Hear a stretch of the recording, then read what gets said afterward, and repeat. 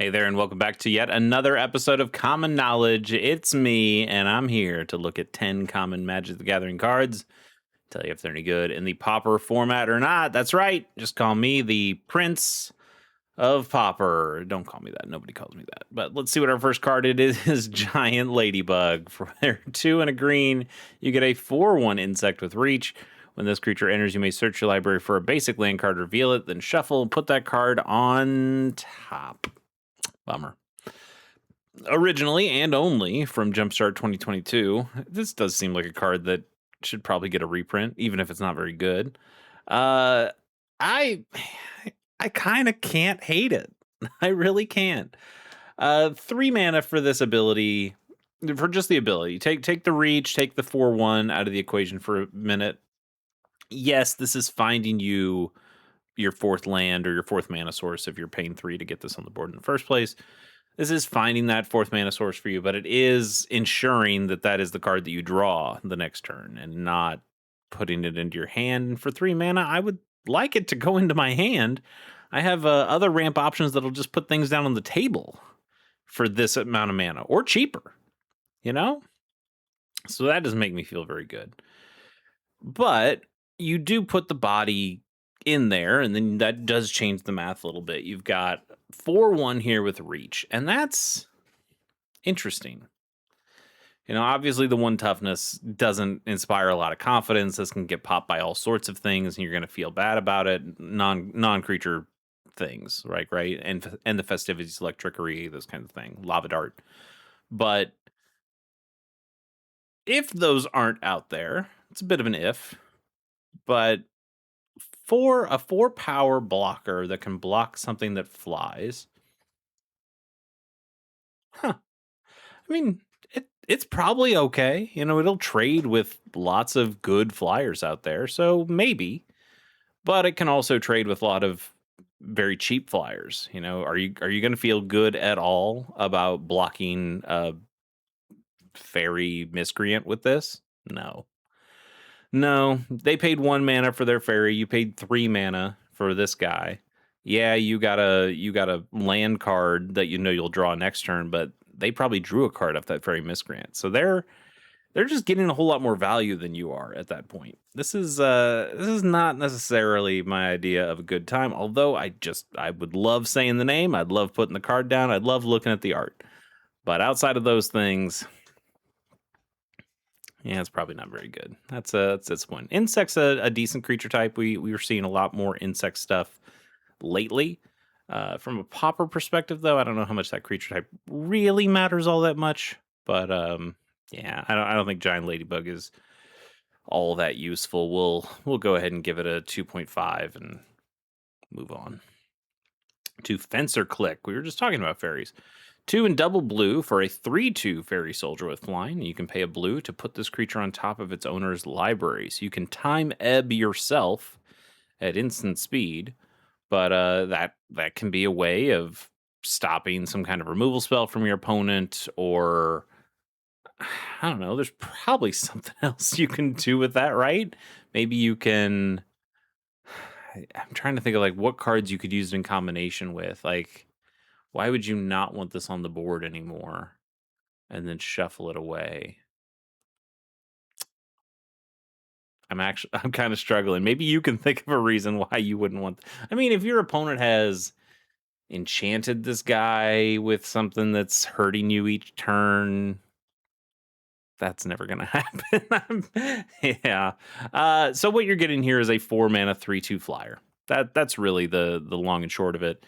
Yes, it can do this little time ebb thing, and that's cute. It can avoid some removal spells, but then you have to pay another 4 mana to put this on the board.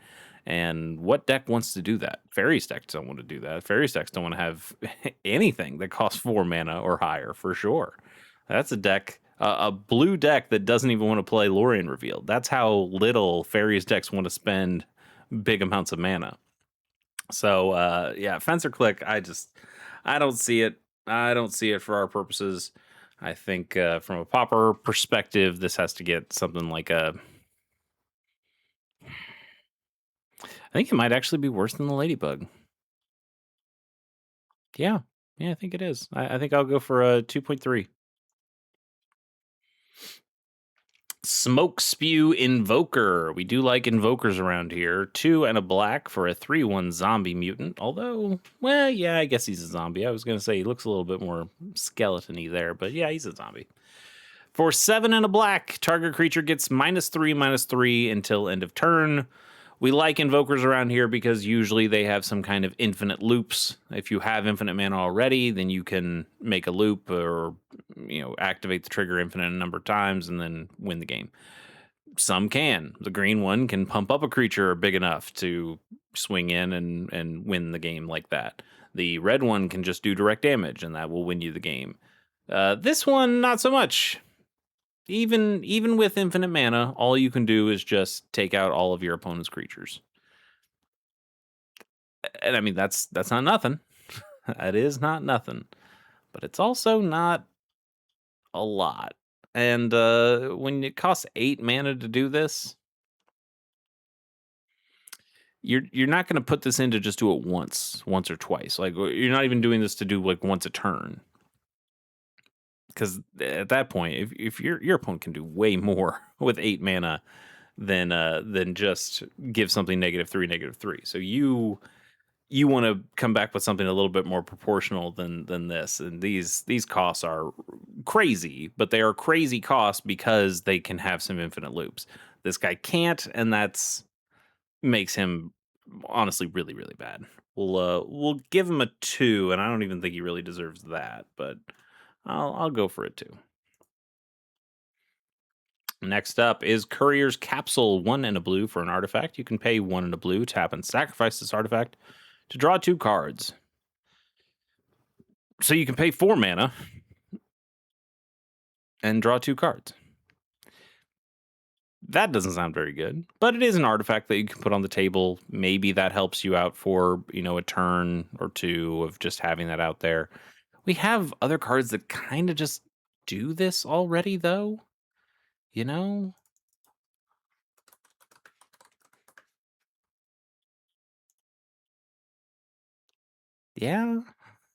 I mean, it's Pauper legal.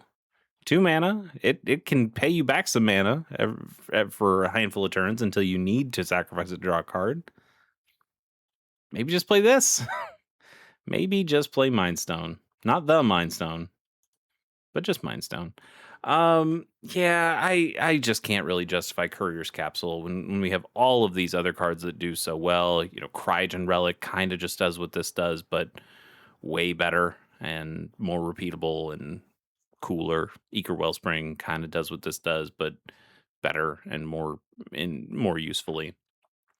There's you're also spending a lot of colored pips on this. The blue to get it down, but also the blue to sacrifice it. I think that's asking quite a bit for a card that really doesn't do that much. I continue to feel very justified when I say that Shards of Alara seems like a bad set. Somebody tell me I'm wrong, but I guess I feel like I got out of Magic at a good time because I got out right before Shards block, and I don't regret that at all. Because man, these cards seem bad, and I'm a guy who likes Champions of Kamigawa cards, so. What does that tell you? I don't know. This is really kind of garbage to me. I'll give it a 2 point. I'll give it a 2.4, and I'm still not feeling great about it. Druid Lyrist is single green mana for a 1/1 human druid. You can pay a green, tap, and sacrifice this creature to destroy target enchantment. Feels a little unnecessary to have to kill the creature at that point, but this is this is a kind of like on the other side of the coin from a card that I really like, and that's Scavenger Folk. That's Scavenger Folk. That's a classic. I mean, is there a bad printing of Scavenger Folk out there? Hey, this original one from the Dark is incredible for sure. And I'm very partial to the 5th edition one. I just like this one. This was one of the first cards I owned. My neighbor gave me a binder of cards, and it had this 5th edition Scavenger Folk in it, and I've just really liked the scene that was here. And then we have the 7th edition one, which you gotta You gotta like this dude too. God, some really good scavenger folk out there. And we haven't seen this card again since 7th edition. That's crazy. But again, like scavenger folk, look at it. Same thing. It's a single green mana for a 1/1. You can pay a green, tap and sack it, and you destroy target. In this instance, it's an artifact, but in Lyrist, it's an enchantment. So those kind of go hand in hand. As we've talked about on the show a number of times before, artifacts really do dominate the Pauper format, whether it's affinity or just all sorts of other artifact based things. Enchantments don't do as much. There are a couple of decks that use enchantments heavily. There are some random enchantments that kind of get used in different decks, but there's a lot of artifact play in the Pauper format, and the lands too. You can't deny when you're talking about like Great Furnace and Ancient Den and things like that there's a lot of artifact stuff that it's more useful to get rid of artifacts than it is enchantments. So a 1/1 that could get rid of a single enchantment, that's not really very useful to us. So I can't give Druid Lyrist much more than 2. I think 2 is probably about where it belongs. Scavenger folk would get higher because artifacts are good, but also it's scavenger folk. Look, did you see all those scavenger folks that I showed you? All those arts are great. Soul's Grace is a white and a or 1 and a white for an instant. You gain life equal to target creature's power. So it's kind of like a white fog. In fact, I think we've talked about this card before, and I called it a white fog. It kind of is, but it only works on one creature. It also gains life and doesn't prevent damage. So that makes a difference as well when you're talking about things like the Monarch or the Initiative or anything that has combat damage triggers.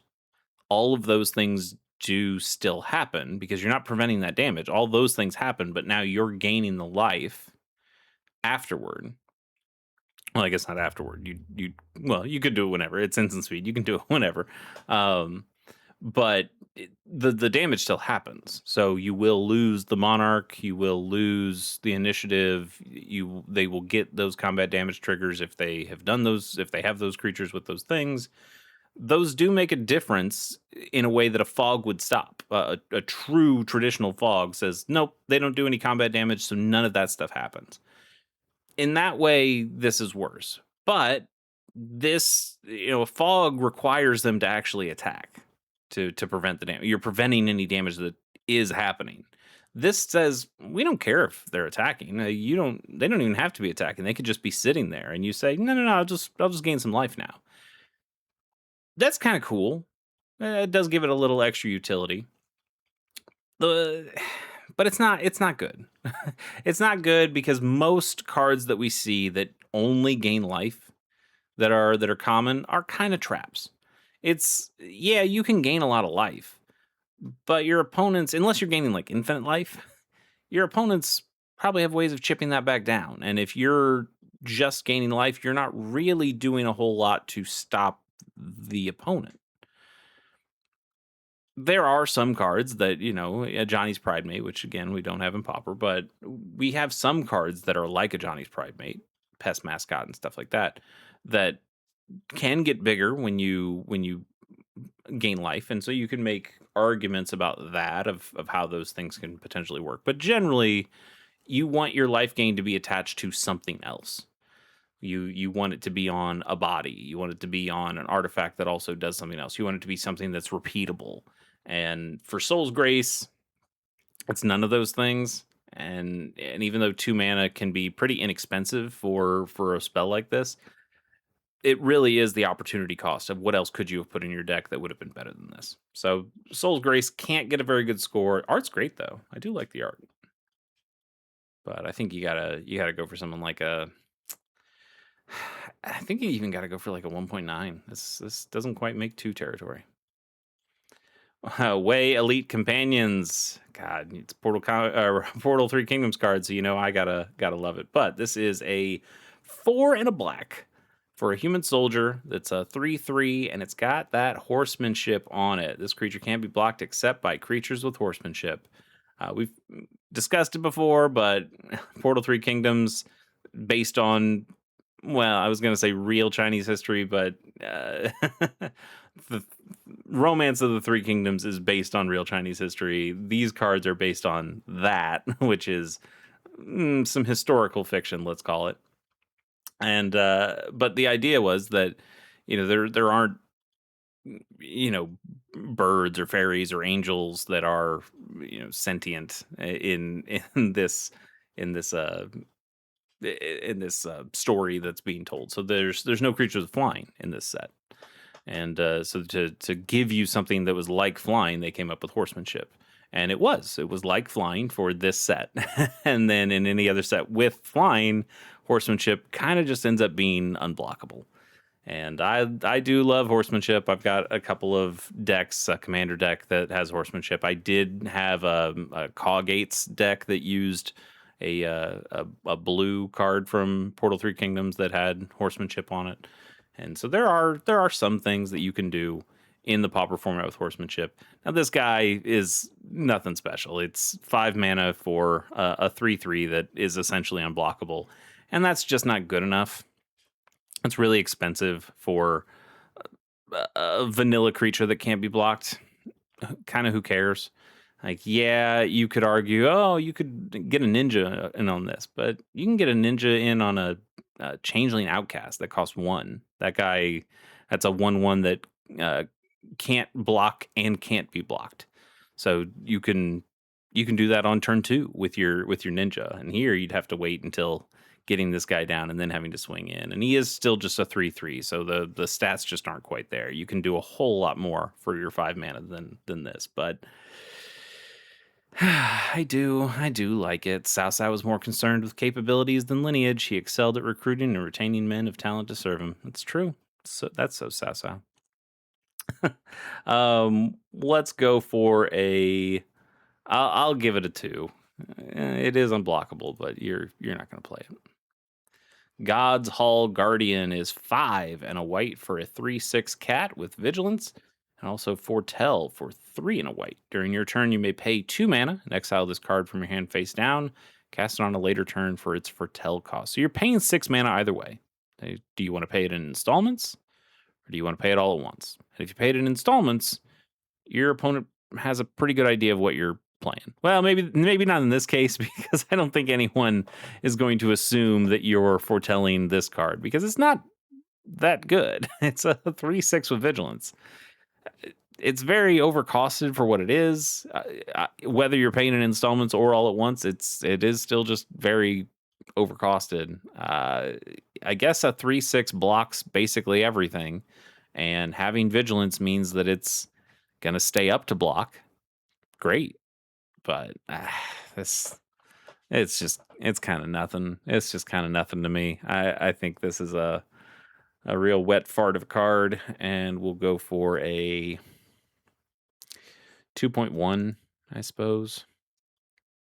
Ghost Form is 1 and a blue for a sorcery. Up to 2 target creatures can't be blocked this turn. I like that art.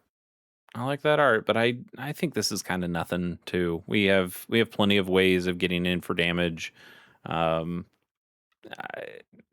don't love the sorcery speed. It makes sense that it's sorcery speed, though. Actually, you know what? Never mind. This makes perfect sense that it's sorcery speed, because you're not going to be casting this in response to an opponent blocking, because then they've already blocked. So this does just make sense that it's sorcery speed. You really can only play it at sorcery speed for it to do anything. But still, I don't know how much value you're going to really get out of it. You do want to have 2 creatures up at this point that are both ready to attack. How many blue creatures do you really have that need that? I mean, yeah, you can put that on your Cryptic Serpent. You can cast this and target your Cryptic Serpent and your Tolarian Terror and get in for 11 damage, but you kind of already do that. You can just keep swinging in, and those are really big static creatures for the Pauper format. So your opponent really can only just chump block until they can't anymore, and then you just kill them. and you're a mono blue deck, or you're a Dimir deck, I suppose, and so you have plenty of ways of controlling the board while that's going on. I just don't think you need this card. Maybe a deck that would splash blue, that would have some kind of heavy hitter that just needs a way of getting through. Maybe, but I think for most of the game, this is going to rot in your hand. It does feel like a win more card in that way, that I have to have creatures that are big enough to really swing in and do damage, because you only get to do this once. You cast this spell and then it goes to your graveyard. Did you kill them? Did you kill them with this one spell, with the two creatures that needed to swing in? Because if you didn't, what do you do in the next turn, and the turn after that, and the turn after that? So this one-time deal, you really need to have the knockout blow ready. I just don't think this is the right card for the decks that you're probably looking to put it in. I'm gonna go for a 2.4 and feel a little underwhelmed on it. And final official card of the day is Crossroads Watcher. 2 and a green for a 3/3 Kithkin Ranger with trample, and whenever another creature you control enters, this creature gets +1/+0 until the end of turn. This thing wiped me the hell out at Lorwyn Eclipse Limited. I had a Kithkin deck that did not have this guy in it, and my opponent had a Kithkin deck that did have this guy in it, and you could just tell, oh well, I lost, right? There's just not much else I could have done at that point. This is okay. Three mana for a 3/3 trampler is already pretty decent stats. Like that's not terrible. You're not going to be embarrassed by playing a card like that. But then the idea that when more creatures come into play, it doesn't have to be non-token, so you can't even find like little ways of getting creature after creature just come in, pump this guy to, a 6/3, a 7/3, something like that on a very good turn, and then just smack face 7/3 trample like that. You'll feel pretty good about that. This doesn't see any play, and I guess I'm not surprised. I think we just probably do have better cards. You don't really care. Yeah. The problem is, where do you play this? Because you want to play this in a deck that can go wide. There aren't really Selesnya go wide decks that get played in Pauper, because just mono white is so good at doing this on its own. It doesn't really need green. and so you don't even end up splashing to get this guy, because it wouldn't be that big of a deal. And you're not going to play it in many green decks, because those green decks can just ramp up faster and play even bigger, stronger threats at this point in the game or later. You're playing those kind of Gruul decks that play Writhing Chrysalis and ramp up real fast and then cascade into things like this guy doesn't really care about. This guy doesn't really fit into that. We just don't have that much of a deck in Pauper right now, at least, that wants to play, kind of a mid decently sized green creature, and then we'll go wide later. That's just not something we really deal with. But I will say this was a bomb in Limited. This was something that I could not stop in Limited. It was pretty darn good. So let's go with I'm gonna give it a 3. It is a lot better than most of the cards we saw today, but I'm still just gonna give it a 3. Let's do a bonus card before we call it a day. What is our bonus card going to be? It's Crush.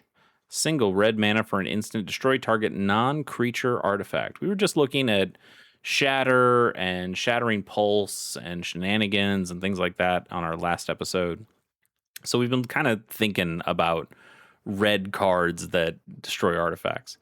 And this one does chop the price in half of all of those cards. Single red mana is way better than paying 2 for any of these kinds of effects. But the drawback is destroying a non-creature artifact. Where are those things in the Pauper format? So hey, we've got plenty of lands that are available to us. The Ancient Dens, the Seed of the Synods, the Vault of Whispers, those kinds of things. So you got some lands that you can hit. Those aren't creatures. What other non-creature artifacts get played a lot? At instant speed, this could take out a tithing blade before the Ortsov blade has a chance to bounce it back to their hand. Same for like a Grim Bauble. You're not going to want to take out your opponent's Eager Wellspring because that just ends up drawing them a card. Same goes for the Cryogen Relic. You're not going to feel great about doing that, but it's, I guess, a thing you could do. There are certainly artifacts that show up on the field. There's tokens. I don't think you'd feel really good about hitting a token with this, but there's stuff. But you want this to be able to take out a refurbished familiar. You want this to take out a mirror enforcer. You want to take out an Utrom monitor. And this guy just can't do that. This card can't do that. And that is kind of a problem. I think you'd rather pay the extra mana just to be able to have those options available to you. So Crush, unfortunately, you're not quite what we're looking for in this format. We'll give you a. It's still a decent removal spell, and it's only 1 mana. I'll go as high as a 3.2, but still wouldn't call it playable. Anyway, that is it for today. We'll catch you on the next one. Bye.